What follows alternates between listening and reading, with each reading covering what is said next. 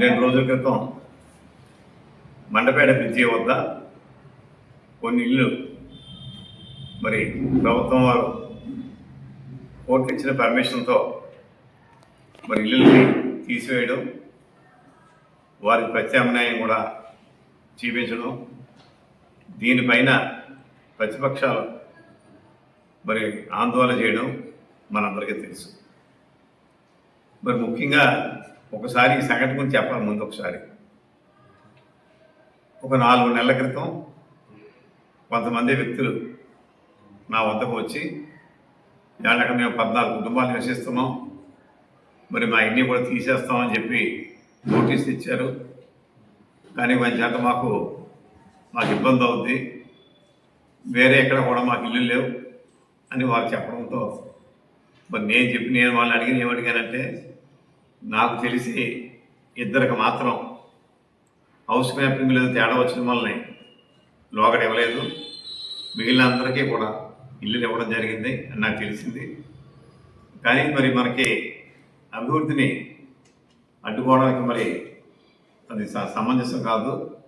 ఆ 2ే కాకుండా ఇంకా ఎంతమంది ఉంటే అంతమందికి కూడా ఇల్లులు ఇవ్వడానికి ప్రభుత్వం సిద్ధంగా ఉందని చెప్పి నేను చెప్తే, దాని మీద వారు ఏమీ మాట్లాడకుండా మరి వారు వెళ్ళిపోవడం జరిగింది.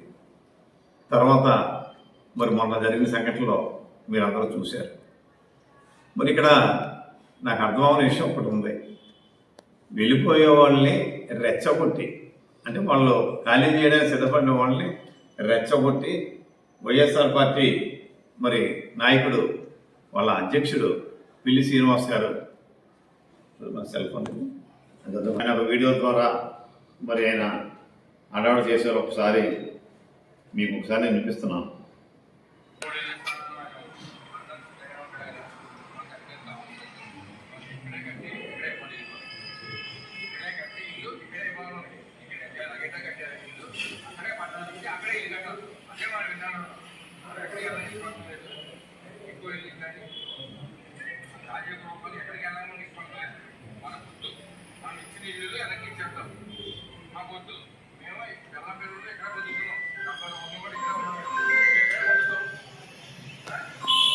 వెళ్ళిపోవడానికి సిద్ధపడిన వాళ్ళని మీరు ఎక్కడికి వెళ్ళొద్దు, ఇక్కడే ఉండండి, మేము 100 మంది తోట త్రిమూర్తులు గారితో సహా కనీసం 100 మంది ఇక్కడ మేము ఉంటాం, మీకు ఏమొచ్చినా మాది బాధ్యత అని చెప్పి అన్న మాటల్ని మరి మీరందరూ విన్నారు. అంటే ఇక్కడ అటు ఎవరైతే అక్కడ ఉన్నటువంటి ఇంటి యజమానులు ఉన్నారో వాళ్ళకి దాన్ని అంగీకరించారు. కానీ వాళ్ళని బయటికి వెళ్ళడానికి అంటే రాజకీయం చేయాలి, ప్రతి దానికి కూడా ఈ వైఎస్ఆర్ పార్టీ వాళ్ళకి రాజకీయం చేయడం వాళ్ళకి కావాలి. ఏం చేయాలంటే ఇవాళ మన రాష్ట్రంలో వేల కోట్లు, లక్షల కోట్లు పెట్టుబడులు మనకు వస్తూ ఉండి రాష్ట్రం డెవలప్మెంట్ అవుతూ ఉంటే మరి రోడ్లాంటి కత్తడం చేసి శాంతి భద్రత సమస్య తీసుకురావాలని చెప్పి వైఎస్ జగన్మోహన్ రెడ్డి గారు ఆలోచిస్తా దానికి అనుగుణంగానే రాజీనామా చేయాలని చెప్పి ఎలాగైతే కారణాలు చెప్పడం రాజీనామా చేయాలని చెప్పి ఎలా అడుగుతూ ఉన్నారో అదే బాణిని మరి ఆ యొక్క నాయకుడి యొక్క అడుగుజాడలు ఇక్కడ నడుస్తూ మండపేట ప్రశాంతమైనటువంటి మండపేట పట్టణంలో అల్లరం చేయడానికి, జనాన్ని రెచ్చగొడటానికి, అంటే అక్కడ లాఠీ చార్జీలు చేయించాలి, ఎదురు చేయించాలి, లేదా రాళ్ళు వేసాలని చెప్పి ఒక తప్పుడు ఆలోచనతో ఉంటే ఇక్కడ డిపార్ట్మెంట్ వారు, పోలీసు వారు మాత్రం ఎంతో మరి సహనంతో మంచి సంయమనం పాటిస్తూ ఎక్కడ కూడా ఎవరికి ఇటువంటి ఒక్క చిన్న ఇబ్బంది కూడా లేకుండా మరి ఆ కార్యక్రమాన్ని చక్కబెట్టిన విషయం మీరు అందరూ చూశారు. అంటే వీళ్ళ ఆలోచన ఏంటి? ప్రశాంతంగా ఉన్నటువంటి పట్టణాన్ని అలవా చేసి మీ యొక్క నీచమైన రాజకీయాలకి దాన్ని అలవాలుగా చేయాలని ఒక తప్పుడు ఆలోచన ఈ వైఎస్ఆర్ పార్టీలో ఉందని చెప్పి కూడా ఈ సందర్భంగా తెలియజేస్తా ఉన్నాను. మరి మీరు వ్యక్తిగతంగా కూడా మాట్లాడించారు. దేనికి కూడా మేము వెనకంజ వేసే ప్రశ్న లేదు. మీరు మీ నైజం అంతే. ఆవేళ కేశవరంలోనే చూసాం. కేశవరంలో ఆవేళ మీరు గ్రామీణ దోసుకుపోతూ ఉంటే, మేము అడ్డం పడుతూ ఉంటే అక్కడ నా ఫ్లెక్స్, అదేవిధంగా జనసేన నాయకుడు లీలాకృష్ణ ఫ్లెక్స్ పెట్టి కోడిగుడ్డులతో కొట్టించారు. అంటే మీ యొక్క సంస్కృతి, మీ పార్టీ యొక్క సంస్కృతి ఏ రకంగా ఉందనే విషయం తెలిసింది. మన మన మండప నియోజకవర్గమే కాదు, రాష్ట్ర ప్రజలందరికీ తెలిసింది. అందుచేతే కేశవరం ఎక్కడైతే మీరు కోడిగుడ్డులతో మా ఫ్లెక్సీలు కొట్టించారో అదే కేశవరంలో 2024లో అత్యంత మెజార్టీ ఇచ్చిన విషయం పాపం చూసేదానికి మీకు అది కడుపు ఆగట్లేదు అనుకుంటాను. మరి ఇక్కడ ఇంకొక ఆరోపణ చేస్తున్నారు నా మీద. ఏదో అక్కడ 10 ఎకరాలు నాకు ఉన్నట్టు, దాన్ని ఏదో లేఅవుట్ చేయడానికి నాకు దారి లేనట్టు, ఆ దారి కోసం మరి ఈ ఇళ్ళన్నీ నేను కూల్చేస్తున్నట్టు, నేను ఎప్పటి నుంచో ప్రయత్నం చేస్తున్నట్టు మీ నోటుకు వచ్చిందల్లా శుద్ధి బద్దు లేకుండా మాట్లాడుతూ ఉన్నారు. అయ్యా త్రిమూర్తులు గారు, నేను రెడీ, నేను ఛాలెంజ్ సిద్ధంగా ఉన్నాను. ఆ 10 ఎకరాలు ఎక్కడుందో చూపించండి. ఆ 10 ఎకరాల్లో మీరు చూపిస్తే ఖచ్చితంగా 6 ఎకరాల 80 సెంట్లు మీకు రాయడానికి రిజిస్టర్ చేసి ఇచ్చేయడానికి నేను సిద్ధంగా ఉన్నాను. మా తాతల ఆస్తి, మా తాతల ఐదుగురు కలిసి 1950కి ముందు 1931లో కట్టినటువంటి శ్రీ సీతారామాంజనేయ రైస్ మిల్ని అక్కడ 1950కి ముందు మా 5 తాతలు కొనుక్కొని దాన్ని వారసులుగా మా అందరికీ ఇవ్వడం జరిగింది తప్ప అదేదో నేను సంపాదించిన ఆస్తి కూడా కాదు. అక్కడ రైస్ మిల్ తిరిగింది, అక్కడ రైస్ మిల్ పనిచేసింది. ఒక 15 సంవత్సరాలు అనుకుంటాను క్రితం, లేదా 10 సంవత్సరాల క్రితం ఆ మిల్లు పాత మోడల్ అయిపోయిన వల్ల మిల్లు మూతపడింది. మరి అంటే ధాన్యం కానీ బియ్యం కానీ అందరూ బస్తాలు మోసుకుని వెళ్ళారు దారి లేకపోతే. ఆ మాత్రం కామన్ సెన్స్ లేదా మీకు?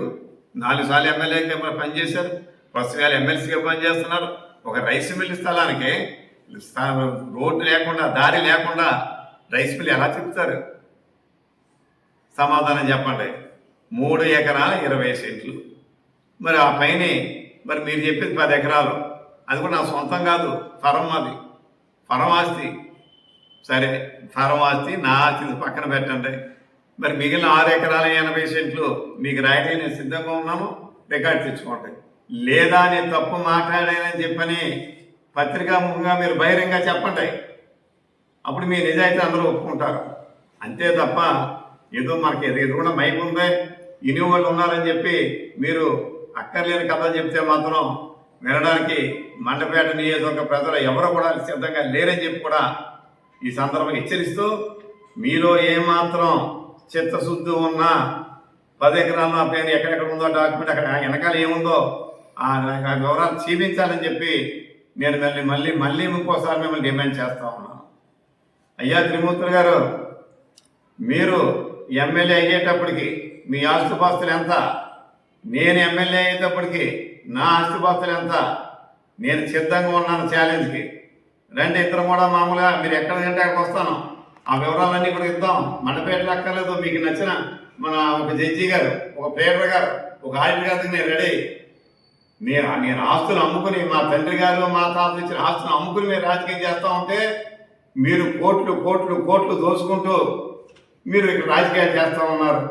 దానికి ఒక మచ్చు మీరు మండపేటలో ఇన్ఛార్జిగా మీరు ఇక్కడ ఉన్నప్పుడు, మరి ఇక్కడ ఓం శాంతి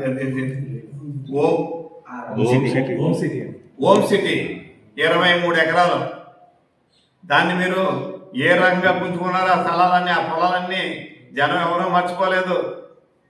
2 నుంచి 3 కోట్లు చేసే పొలాన్ని 1,10 లక్షలకి బలవంతంగా బెదిరించి వాళ్ళకి మళ్ళీ మీరు రిజిస్టర్ చేయించుకుని వాళ్ళకి డబ్బులు కూడా ఇవ్వకుండా ఆ స్థలాన్నే గజం 22,000కి వాళ్ళకి అంటగట్టి ఇవాళ గజం 22,000 అమ్ముకుని ఎకరం మీద 4 కోట్ల రూపాయలు మీరు సంపాదిస్తూ నేను రియల్ ఎస్టేట్ చేస్తానని చెప్తా ఉన్నారు మీరు. అయ్యా త్రిమూర్తి గారు, నేను చేసిన రియల్ ఎస్టేట్ ఒకే ఒకటి, భూములేరు. మా తాతగారు మా నాన్నగారికి ఇస్తే మా నాన్నగారు నాకు ఇచ్చారు. 6 ఎకరాల సుమారుని నేను దాన్ని రియల్ ఎస్టేట్గా మార్చుకున్నాను. అది కూడా దేనికి? 2024 ఎలక్షన్ నిమిత్తం. ఒక్కొక్క ఎలక్షన్కి ఒక్కొక్క ఆస్తి మేము అమ్ముకుంటే మేము ముందుకు వెళ్తా ఉంటే మీరు ఆస్తి మీద ఆస్తి కొన్ని వేల కోట్లు మీరు సంపాదించి వైజాగ్ నుంచి నెల్లూరు వరకు, చిత్తూరు వరకు ఎక్కడికక్కడే తోట తిమ్ముతారంటే ఎవరు తెలియదు అని అడిగారు మీరు ఒకసారి. మీరు ఏ రకంగా కబ్జా చేసారో అవి అన్నీ కూడా ఉన్నాయి. హైదరాబాద్ సిటీలో ఏమున్నాయి, వైజాగ్ సిటీలో ఉన్నాయి. మీ కబ్జాలు అన్నీ కూడా లిస్టు మా దగ్గర ఉంది. అంతే తప్ప మీరు ఏదో రియల్ ఎస్టేట్ ఇప్పుడు వెళ్దాం, మన అందరికి ప్రెస్ మీటింగ్ అందరం వెళ్దాం, వెళ్ళి మీకు చూపిస్తాం. మరి ఈ రకంగా మీరు మాట్లాడడం కరెక్ట్ కాదు. అక్కడ ఏముందో మీరు చూద్దరు. కానీ ఈ స్థలానికి మా రైస్ మిల్లుకి మధ్యలో 2 కాలువలు ఉన్నాయి. అంతే. మరి ఒకవేళ మీరు రామసాపురం నియోజకవర్గంలో ఇలాంటి కాలువలు కూడా మీరు ఆక్రమించుకొని మీరు మీ అవసరం మీరు పెంచుకున్నారేమో అంటే మా అత్యేత మీకు ఆలోచన ఉంది. ఇక్కడ అది రకంగా ఆయన కూడా చేసేస్తాడేమో అని. అంటే అత్యేతే మిమ్మల్ని అక్కడ రామసాపురం నియోజకవర్గం నుంచి మిమ్మల్ని తన్ని తగలేశారని చెప్పి అడుగుతా ఉన్నాను. అక్కడ తగిలిని తరివేస్తే ఇక్కడ మండపేట వచ్చారని చెప్పి అడుగుతా ఉన్నాను. ఏది ఏమైనా మీరు వ్యక్తిగతంగా వెళ్ళడం మాత్రం మీకు శ్రేయస్కరం కాదు. అంతేకాకుండా ఏదైనా సరే నిజాయితీగా ఉన్నట్టుగా చెప్పాలి. అర్ధరాత్రి వెళ్ళారంటారు. అర్ధరాత్రి ఎవరు వెళ్ళారు? ఉదయం 5 గంటలకు వెళ్ళారు. అంటే మీరు అర్ధరాత్రి 2ంటికి వచ్చి పడుకున్నారు ఇక్కడ. ఏదో మీరు నోటికి వచ్చినట్టు మాట్లాడటం కాకుండా ఎవరికైతే మనకు అవకాశం ఉందో వాళ్ళందరికీ, ఎవరికైతే అర్హత ఉందో, ఎవరికైతే ఇల్లు లేవో వాళ్ళందరికీ ఇస్తానని చెప్పాం. మరి ముందు రామపురం నియోజకవర్గంలో మీరు ఏం చేస్తారో కూడా ఒకసారి మనందరూ తెలియజేయండి. ప్రభుత్వానికి ఆస్తి మనకి ప్రభుత్వానికి మరి ఒక స్థలం కావాల్సి వచ్చినప్పుడు, ఒక పోరంకి ఒక స్థలం కావాల్సి వచ్చినప్పుడు ఏ రకంగా వెళ్ళాలో మీరు డైరెక్షన్ ఇవ్వండి. మీరు 2 మా అనుమాయులందరూ కూడా ఏదేదో కబ్జా చేసామంటున్నారు. ఈ కూటమి ప్రభుత్వం వచ్చిన తర్వాత ఏం కబ్జా చేసామో చెప్పాలి మీరు. అంతకు ముందు అయితే మరి 4 సంవత్సరాలు మీరు ఏం చేశారు? గాడిదలు కాస్తున్నారా అని అడుగుతున్నాను మిమ్మల్ని. 4 సంవత్సరాలు వాటిని మీరు ఎందుకు హ్యాండ్ ఓవర్ చేసుకోలేదు? ఎందుకు బద్దలు కొట్టలేదు? ఎందుకు? లేదా మీరు ఏమైనా దాని మీద ఏమైనా మీరు వాటా సంపాదించారా? సమాధానం చెప్పాలిగా. నోరు ఉందని చెప్పి మాత్రం నోరు పారేసుకోవడం మాత్రం మంచిది కాదని చెప్పి మిమ్మల్ని హెచ్చరిస్తూ ఇక్కడి నుంచైనా పెండింగ్లు పెట్టకుండా మండపేట నియోజకవర్గం అభివృద్ధికి సహకరించాలని. ముఖ్యంగా మీకు బాధ ఎందుకు వస్తూ ఉందంటే అన్ని గ్రామాలు కూడా మన మండపేట పట్టణంతో సహా అన్ని గ్రామాలు డెవలప్ అవుతూ ఉంటే మీకు ఇంకేం చేయాలో తెలియక మీ వాళ్ళందరికీ అంగవిరిగిపోయి ఈ రకంగా తప్పుడు ఆరోపణలు చేస్తూ తప్పుడు విధాలు వెళ్తున్నారని చెప్పి కూడా తెలియజేస్తూ ఇకనైనా మారాలని చెప్పి కూడా హెచ్చరిస్తూ. రామాంజనేయ రైస్ మిల్ 1931 కట్టారట. 1950కి ముందు మా తాతలు 5 అదో చిన్నాయన వేగుల రామన్న గారు, మా సొంత తాతగారు, వీళ్ళందరూ కలిసి ఈ మిల్ని రామసాపురం కోర్టులో వాడుకొని వచ్చారండి. 14,000 రూపాయలుగా ఆ రోజుల్లో. తర్వాత దీన్ని 10 సంవత్సరాలు ఎవరు అద్దె తీసుకుని తిప్పాను. ఇది నా సొంతం కాదు. ఇలాగే చెప్పాను, మళ్ళీ చెప్తున్నాను. ఇది పార్ట్నర్షిప్ ఫరం. అందులో నేను పార్ట్నర్. ఇది 3 ఎకరాలు 20 సెంట్లు. మరి మిగిలిన 6 ఎకరాల 80 సెంట్లు మరి మాకు ఆ దస్తాలు కానీ చూపించారనుకోండి, ఆయన రాసి ఇచ్చేస్తాం. ఆయనకి రాసి ఇచ్చేస్తాం. అదే లేదనుకోండి, తేలేదనుకోండి, నేను పొరపాటు మాట్లాడాను అని చెప్పి ఆయన్ని మీ ప్రెస్ ముందు చెప్పండి. మాకు వచ్చి ఏం చెప్పక్కర్లేదు, క్షమాపణ చెప్పకూడదు, పొరపాటు మాట్లాడని చెప్తే సరిపోతుంది. లేదా 10 ఎకరాలు చేయించాలి ఆయన. మరి దీన్ని చేర్చు కానీ, దీని వెనకాల కానీ, ముందు కానీ, ఈ ఏరియాలో కానీ ఎక్కడ చూసినా నాకు అభ్యంతరం లేదు. పక్క ల్యాండ్ కూడా మీది కాదు సార్. ఇలా పెట్టండి సార్. పక్క ల్యాండ్ మాదే. ఇప్పుడు మనం వచ్చిన దారి మాదే. ఇది ఇస్తారని చెప్పలేదు సార్. 3 ఎకరాల చిల్లరే మంది. 3 ఎకరాలు 24 సెంట్లు. ఇది అంతా కూడా అదే మనం నడిచిందంతా 3. ఇంత కనబడితే ఎక్కువ అనిపిస్తుంది అంతే. అదేండి. అందుకనే 3 ఎకరాల 20 సెంట్లు. ఇది మా సొంత ల్యాండ్. అంటే సొంత ల్యాండ్ అంటే నా సొంతం కాదు. సీతారామాంజనేయ రైస్ మిల్ అనే ఫరం ల్యాండ్. దానికి నేను మేనేజింగ్ పార్ట్నర్. ఇంకా మాకు పార్ట్నర్ చాలామంది ఉంటారు. ఇది ఇవాళ ఆస్తి కాదు. 1950 ముందు మా తాతలు సంపాదించిన ఆస్తి. ఇప్పుడు దీనికి సరిహద్దులు ఏంటనేది ఇప్పుడు ఏదైతే పడగొట్టారో మన సైట్లోకి వెళ్ళాం అనుకుంటే మీకు ఆ ఎత్తు మీద బాగా కనపడదు. వెనకాలైతే పొలాలు. ఇప్పుడు మనం వచ్చిందేమో 40 అడుగుల పొంత. ఈ పొలాల దారి అదే. అలాగని దారి మన పక్క నుంచే చిన్న బోధ ఉంటుంది. మన పక్క వెళ్ళేది ఎంచేదంటే మధ్యన ఎవరో రాక మా రైస్ మిల్ తిప్పినాలు చాలా శుభ్రంగా ఉంచేవారు అందరం. రైతు గురించి మీకు తెలియదే ఉంది. ఎలా ఉంటే అలాగే వెళ్ళిపోతారు. ఆ రైతులందరూ దారి అదే. మనం వచ్చిన దారి రైస్ మిల్కి అదే దారి. 40 అడుగులు దారి. లారీ వెళ్ళి దారి లేకపోతే మిల్లు ఎలా తిరుగుద్ది? అది చెప్పండి సార్. అది మాది కాదు. ఇది ఒక కాలువ, అదొక కాలువ, 2 కాలువ కాకుండా మా రైతు మిల్ స్థలం 3 ఎకరాలు 20 సెంట్లు. మరి ఇప్పుడు దీనికి ఎలాగా అంటే బహుశా ఇలాంటి కాలువలు కూడా మా తోట త్రిమూర్తి గారు ఆక్రమించేసినందువల్ల రామతపురం నియోజకవర్గంలో అక్కడ ప్రజలు తరిమైతే వచ్చి పడ్డాడంటారా? చెప్పాలి, మరి ప్రజలు చెప్పాలి. దానికి దీనికి సంబంధం ఏంటి? అది ఏమైనా సంబంధం ఉందా? 75 సంవత్సరాలు ఎలా వ్యాపారం చేశారు అనుకున్నాడు ఆయన. మీరు చూస్తే మీరు కరెక్ట్గా మీరు రాయగలరు. ఇప్పుడు కన్నింటి కడకుందండి కాలువ, కింద వచ్చింది కాదు, చివరి నుంచి తాపేసం కాడకు వచ్చిందండి కాలువ. అదేమో మాడిబాకి వెళ్ళి కాలువ, ఇదేమో ఇక్కడ 2 కాలువలు, 2 కాలువల తర్వాత మాకు ఉంది. ఇటు సైడ్ కూడా కాలువ, ఇలాగా కాలువ, అలాగా కాలువ. ఏదో